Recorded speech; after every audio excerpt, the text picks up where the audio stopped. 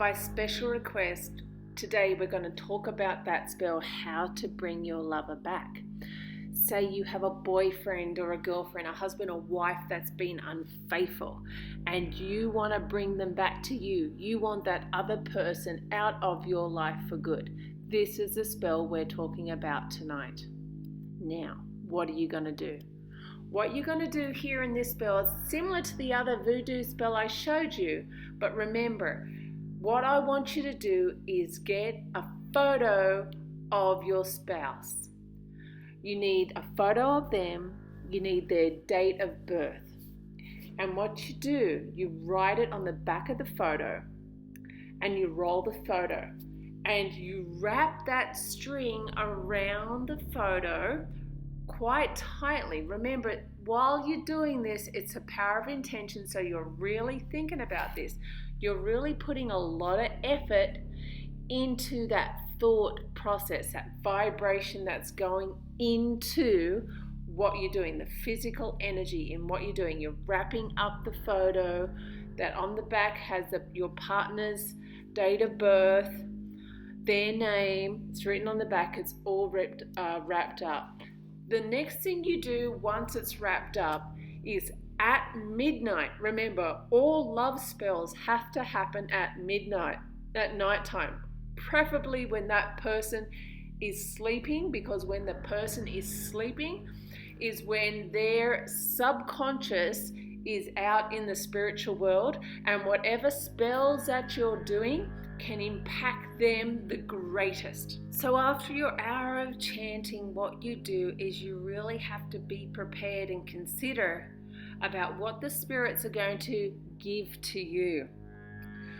One of the outcomes of this is that your partner will come back to you, but they could be unwilling to actually be committed to you. They could come back to you, but be uncommitted to you.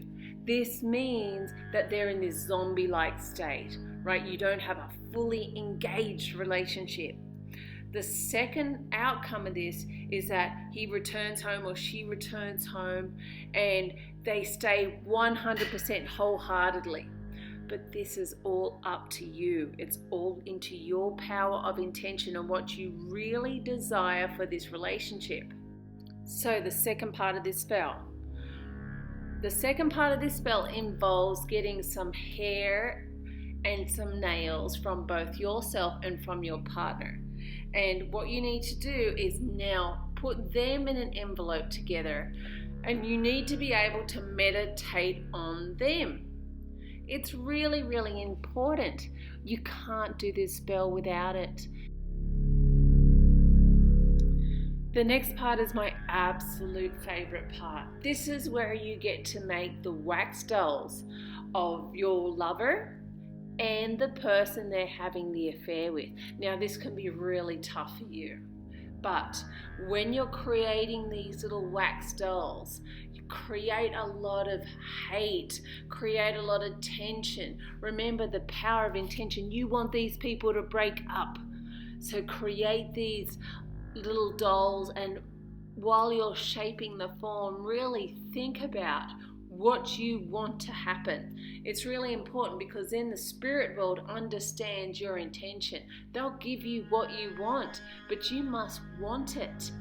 Okay, remember, we're not calling for demonic energies in this spell, just your own spirit guides and your own elements to come and help you with what you want. Especially if you're married, this is your right.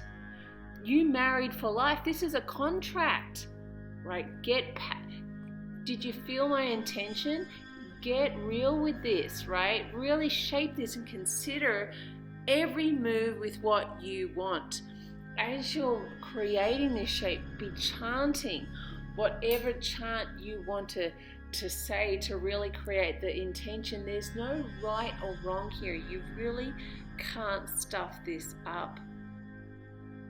Now, once you've created this, it's important to put these two little dolls back to back. Not front to front, back to back. You've got to put them back to back. And then when they're tied back to back, that's when you bind them up together. Now, after you bind them together and you do your chant, you let them sit and rest, right? The power of intention.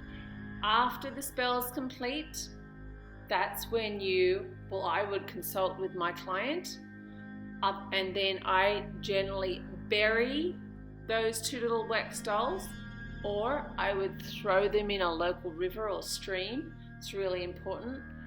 But you've got to get rid of those 2, because you don't want to be holding those 2 in your possession or keeping them around, because there's a lot of symbolism in thinking about these people in the long term, and that's exactly what you don't want to be doing.